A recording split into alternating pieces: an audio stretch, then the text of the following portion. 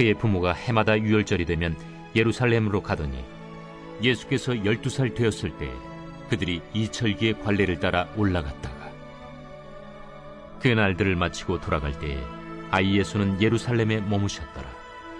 그 부모는 이를 알지 못하고 동행 중에 있는 줄로 생각하고 하룻길을 간 후 친족과 아는 자 중에서 찾되 만나지 못하매 찾으면서 예루살렘에 돌아갔더니 사흘 후에 성전에서 만난즉 그가 선생들 중에 앉으사 그들에게 듣기도 하시며 묻기도 하시니 듣는 자가 다 그 지혜와 대답을 놀랍게 여기더라. 그의 부모가 보고 놀라며 그의 어머니는 이르되 아이야, 어찌하여 우리에게 이렇게 하였느냐? 보라, 내 아버지와 내가 근심하여 너를 찾았노라. 어찌하여 나를 찾으셨나이까? 내가 내 아버지 집에 있어야 될 줄을 알지 못하셨나이까? 그의 부모가 그가 하신 말씀을 깨닫지 못하더라. 예수께서 함께 내려가사 나사렛에 이르러 순종하여 받드시더라. 그 어머니는 이 모든 말을 마음에 두니라. 예수는 지혜와 키가 자라가며 하나님과 사람에게 더욱 사랑스러워 가시더라.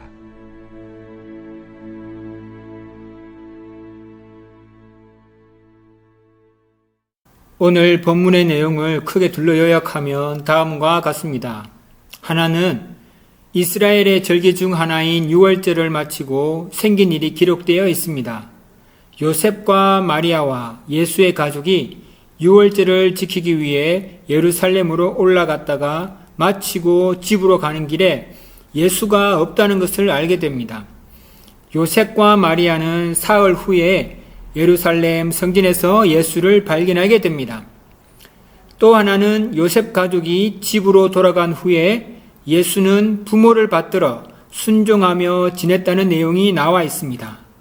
이제 본문의 내용을 Q&A로 살펴보도록 하겠습니다. 예수의 부모는 왜 하룻길 갔어야, 즉 그날 밤이 되었어야 예수가 없어진 것을 알게 되었을까요? 이것을 보면서 우리나라의 문화와 유사한 부분이 있는 것 같았습니다. 유대인 절기 중 하나가 유월절인데 유월절에 예수 부모는 예수를 데리고 누구와 함께 예루살렘에 올라갔을까요? 44절을 보면 같이 한번 읽어볼까요? 시작. 일행 가운데 있으려니 생각하고 하룻길을 갔다. 그 뒤에 비로소 그들의 친척들과 친지들 가운데서 그를 찾았으나 찾지 못하여. 44절을 보면 친척들과 친지들과 함께 예루살렘으로 올라갔다가 절기를 지내고 다시 내려가고 있었다는 것을 알 수 있습니다. 우리나라 사람들도 과거에는 명절 때에 친척들 단위로 움직였잖아요. 산소 갈 때도 친척들 단위, 제사 지낼 때도 친척들 단위. 이렇게 하듯이 유대인들도 친척들 단위로 움직였다는 거예요. 우리도 친척들 단위로 움직일 때 어때요? 내 아이가 아니더라도 곁에 있으면 먹을 것 챙겨주고 서로서로의 아이들을 돌봐주잖아요. 또 아이들은 끼리끼리 어울리고, 이스라엘 문화를 보더라도 내 아이가 아니더라도 서로 봐주는 문화가 있었던 거예요. 그래서 예수가 눈에 당장 보이지 않더라도 우리 친척들 중에서 잘 지내고 있겠지, 누군가가 돌봐주고 있겠지, 끼리끼리 어울리고 있겠지 라고 생각했던 거예요. 점심 먹으러 안 오면 누군가 챙겨주고 있겠지 라고 이렇게 믿고 가는 거예요. 이들은 왜 친척들 단위로 움직였냐 하면 이 당시에는 기차나 택시나 자가용 타고 다니는 게 아니잖아요. 보통은 걸어서 가는데 강도들이 있었거든요. 홀로 먼 거리를 이동하거나 여행을 하게 되면 강도당할 위험이 있기 때문에 일부러 동행을 지어서 무리를 지어서 움직였다는 말이죠. 그리고 저 무리 단위가 친척들이었다는 거예요. 저녁 때쯤이나 혹은 자야 될 쯤에 그때서야 우리 예수 어디 있는지 못 봤어요 하면서 찾았는데 아무도 못 봤다고 하니 그때서야 예수가 없어졌다는 것을 알게 되었던 거죠. 하루가 걸려서야 알게 된 거죠. 그 다음날 요셉과 마리아는 예수를 찾으러 간 거죠. 그런데 12살 예수는 어디서 무엇을 하고 있었을까요? 46절, 47절을 함께 읽어보겠습니다. 시작. 3일이 지났어야 그들은 성전뜰에서 예수를 찾게 됐습니다. 그는 선생들 가운데 앉아서 이야기를 듣기도 하고 묻기도 하고 있었습니다. 예수의 말을 들은 사람들마다 그가 깨닫고 대답하는 것에 몹시 감탄했습니다. 12살 된 예수는 성전뜰에서 있었고 무엇을 하고 있었느냐 하면 선생들, 즉 율법 교사들, 구약이나 율법을 가르치는 선생님들이 있었는데 그 사람들과 이야기를 하는데 어땠다고요? 그 선생들이 예수의 말을 듣고 몹시 감탄했다고 하고 있습니다. 이것을 왜 기록하고 있을까요? 예수가 12살이었을 때도 특별한 사람이었다는 걸 기록한 거예요. 왜 이런 어린 시절의 특별한 경우를 기록했느냐 하면 고대 전기 작가들을 보면요, 어떤 한 사람에 대한 글을 쓸 때에 어린 시절에 있었던 특별함을 부각하는 경향이 있었다고 합니다. 그래서 이 사람은 특별하다는 걸 독자들에게 암시해 주는 거죠. 어릴 때부터 뭔가 달랐다라는 걸 보여주는 거죠. 그래서 이것을 누가가 기록을 해 놓은 거죠. 자, 우리 47절을 함께 읽어보겠습니다. 시작. 예수의 말을 들은 사람들마다 그가 깨닫고 대답하는 것에 몹시 감탄했습니다. 다른 번역본으로 읽어드리면요. 그리고 듣고 있던 사람들은 모두 그의 지능과 대답하는 품에 경탄하고 있었다. 교사들을 놀라게 할 정도다. 12살 난 예수가요. 대답하는 예수의 말이 얼마나 대단했는가를 알 수 있는 거죠. 누가복음 저자는 예수의 범상치 않은 어린 시절을 이렇게 알려주고 있는 거죠. 누가복음의 저자는 예수님을 확실하게 증거하기 위해 누가복음을 기록했다고 했는데 이 본문에서 예수님은 어떤 분인 것 같아요? 우리 49절을 함께 읽어보겠습니다. 시작. 왜 나를 찾으셨습니까? 내가 마땅히 내 아버지의 집에 있어야 하는 줄 모르셨습니까? 이것을 표면적으로만 보면 이 말이 부모에게 좀 건방져 보이기도 해요. 아니, 아버지 어머니, 내가 아버지 집에 있어야 할 줄 모르셨습니까?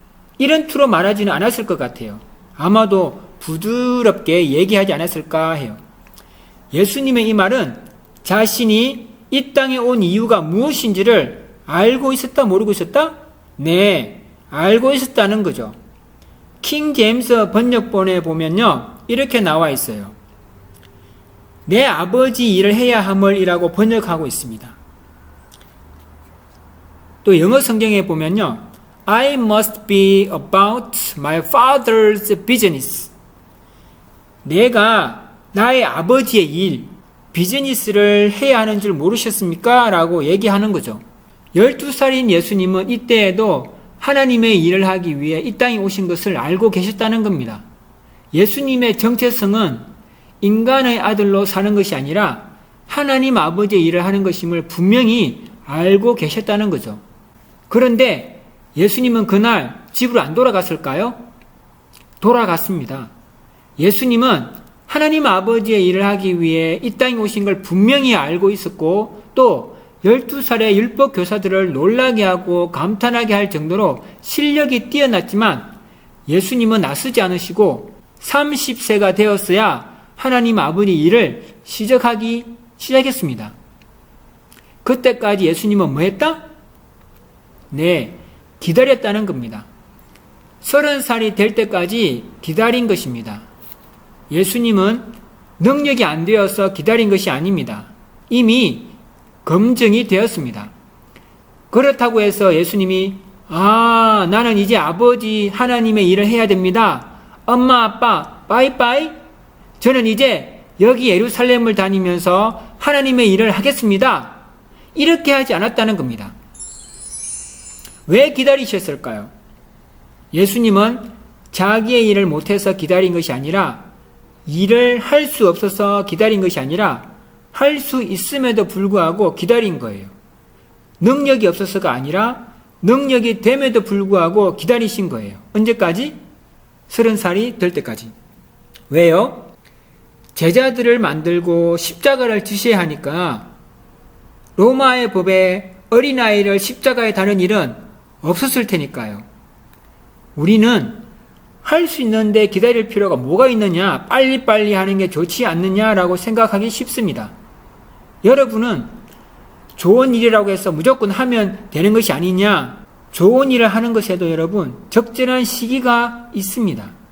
예수님의 모습을 보면서 어떤 일을 함에 있어서 그것을 할 수 있다고 해서 무작정 하는 것이 아니라 기다려야 할 때가 있다는 것을 알아야 합니다. 예수님은 자신을 찾아온 육신의 부모님에게 내가 반드시 내 아버지 일을 해야 함을 알지 못하셨습니까? 라고 하였지만 그 다음에 어떻게 했는지 51절을 함께 읽어보겠습니다. 51절 시작. 그러고 나서 예수는 부모와 함께 내려가 나사렛으로 돌아가서 부모님께 순종하며 지냈습니다. 이거 봐요. 내가 아버지의 집에 있어야 함을, 아버지의 일을 해야 함을 알지 못하셨습니까? 라고 해놓고는 어떻게 했다? 맞아요. 부모와 함께 집으로 내려가서는 부모님께 순종했다고 나와요. 예수님은 30살이 될 때까지 육신의 부모님에게 순종하며 지냈습니다. 예수님은 인류 구원이라는 사명을 가지고 이 땅에 오셨지만 구원 역사를 시작하기 전까지는 부모님께 순종하며 지냈습니다. 부모님께 순종하는 것은 곧 부모를 공경하는 것이죠. 부모님을 공경하는 것은 십계명에서 5번째 기록된 말씀이지 않습니까? 예수님이 12세에 능력도 되고 율법 교사들을 놀라게 할 만큼 감탄하게 할 만큼 성경에도 빠싹하였지만 예수님이 바로 나서지 않고 몇 년을 더 기다렸다? 네, 12세에서 29세까지 17년을 더 기다리신 거죠. 우리라면 얼마나 답답했겠어요. 우리가 능력이 되는데 하지 않고 참고 기다린다고 생각해 보세요. 답답하지 않을까요? 엄청 답답하죠. 우리가 코로나로 바깥에 잘 못 나가는 것처럼 엄청 답답한 일입니다. 그럼에도 불구하고 그때까지 기다리신 거예요. 뭘 하면서 기다렸다? 부모님께 순종하면서. 여러분, 예수님이 하나님의 아들인데 부모님께 순종하며 지냈다는 걸 보면 참 놀랍다는 걸 느낍니다. 순종하다는 말을 영어 성경으로 보면 be subject to를 사용하고 있는데 이 말은 자신을 누구누구의 지배 아래 두다라는 뜻이 있거든요. 예수님은 부모의 지배 아래 자신을 둔 거예요. 얼마나 놀라워요. 하나님의 아들이라는 권위와 능력이 있음에도 불구하고 자신을 낳아준 육신의 부모에게 순종하며 지냈다는 거죠. 참 놀라운 일이에요. 골로새서 3장 20절을 소리내어 함께 읽어보겠습니다. 시작. 자녀들이여 모든 일에 부모에게 순종하십시오. 이것이 주를 기쁘시게 하는 일입니다. 예수님은 육신의 부모에게 순종하면서 하나님을 기쁘시게 하면서 기다리신 거예요. 늘 게임하면서 놀면서 30세가 될 때를 기다린 게 아니라 부모님에게 순종하면서 하나님을 기쁘시게 하면서 기다리신 거예요. 목사님은 유대인 자녀 교육에 관련된 책들을 읽으면서 충격이면서 놀라운 내용을 보게 되었는데 유대 어린이의 특징 중 하나가 뭐냐면 친구들과 신나게 놀다가도 부모님이 밥 먹어 라고 하거나 그만 들어와 라고 하면 야구 배트를 들고 공을 치려고 준비 중에 있다 하더라도 배트를 바로 내려놓고 집으로 들어간다는 거예요. 우리가 열심히 게임하고 있는데 아니면 친구와 전화통화하고 있는데 엄마가 밥 먹어 라고 하시면 우리는 어떻게 반응해요? 조금만 하거나 아니면 이것만 하고 갈게요 라고 하면서 미루잖아요. 물론 안 그런 친구들도 있겠지만 유대인 자녀들은 부모님이 하나님의 대리인이며 부모에게 순종하는 것이 곧 하나님을 기쁘시게 한다는 것을 알고 실천하며 살아요. 우리 신명기 5장 16절을 함께 읽어보겠습니다. 시작. 너는 여호와 내 하나님께 명령하시는 대로 내 부모를 공경하여라. 그러면 여호와 내 하나님께서 내게 준 땅에서 내 생명이 길 것이며 내가 잘 될 것이다. 10계명 중에서 구약과 신약에 변하지 않고 나오는 것이 내 부모를 공경하라입니다. 하나님의 아들이신 예수님이 부모님께 순종하는 것이 얼마나 중요한지를 보여주셨어요. 하나님의 아들이신 예수님이 난 하나님의 아들이야 라며 폼 잡고 목에 힘주고 사신 것이 아니라 육신의 부모에게 순종하며 지내셨는데 하물며 우리랴. 그런데 여러분, 우리가 부모님에게 순종하지 못하는 이유에 대해 잠시 살펴볼게요. 우리는 부모님보다 더 많이 아는 부분도 있고 또 많이 배우기도 해요. 우리 부모님의 부모님, 즉 할아버지 할머니는 우리 아빠 엄마보다 더 많이 배우셨을까요? 아니면 덜 배우셨을까요? 아마도 대부분 덜 배우셨을 거예요. 그렇다고 해서 부모님이 할아버지 할머니에게 막 대하고 예의 없게 대하고 하시던가요?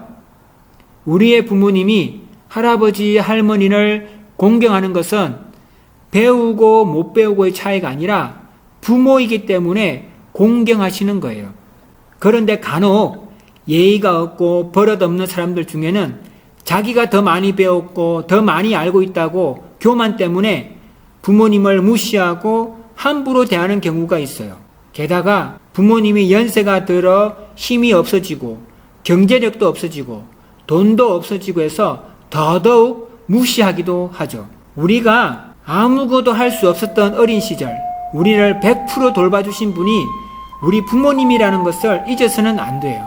우리가 갓난 아기였을 때에 아무것도 하지 못한다고 해서 우리 부모님이 우리를 무시했을까요? 할 줄 아는 것이라곤 자고 먹고 울고 똥 싸고 또 자고 먹고 울고 똥 싸고 하는 것 뿐이었을 때도 그런 우리를 위해 밤잠 못 자면서까지 먹이고 재워주고 기저귀 갈아주고 하시면서 돌봐주셨던 분이 우리 부모님이라는 것을 잊어서는 정말 안 돼요.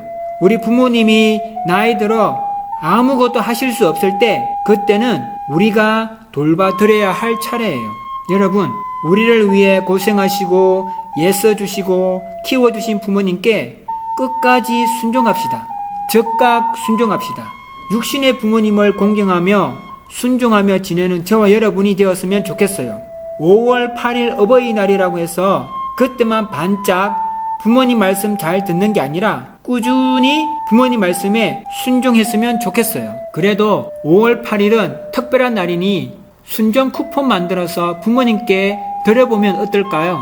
예를 들어 방 청소 쿠폰, 밥상에 수저 놓는 쿠폰, 빨래 널기 쿠폰, 빨래 개키기 쿠폰, 거실 청소 쿠폰, 심부름 쿠폰, 안마 쿠폰 등등을 만들어서 필요할 때마다 한 장씩 우리 부모님이 우리에게 사용하시도록 해보면 어떨까요? 그럼 우리는 우리를 돌봐주신 부모님께 감사한 마음으로 순정 쿠폰에 적힌 내용을 하나하나 실천해 보는 거예요. 어떤 마음으로? 네, 우리를 돌봐주신 것에 대한 감사한 마음으로 말이죠. 우리 함께 이 노래를 한번 불러보면 좋을 것 같아요. 어버이 은혜 같이 한번 불러볼까요?